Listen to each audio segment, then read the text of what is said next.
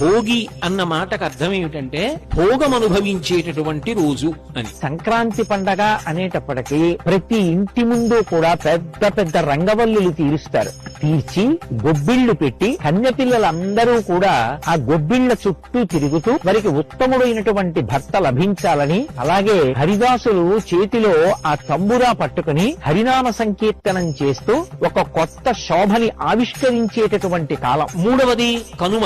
కనుమ గొప్పతనం ఏమిటి అంటే సనాతన ధర్మం యొక్క విశాలమైనటువంటి హృదయం. బంధువులందరూ కలుసుకుంటారు, గంగిరెద్దుల వాళ్ళు వస్తారు, సంస్కృతిని నిలబెట్టుకుంటారు. ఆంధ్రదేశం సంస్కృతిలో అంతర్భాగాలు.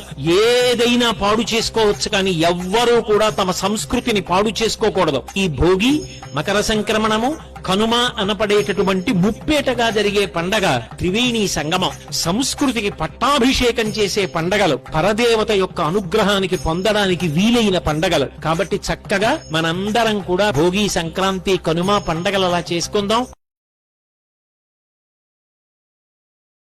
Download ShareChat.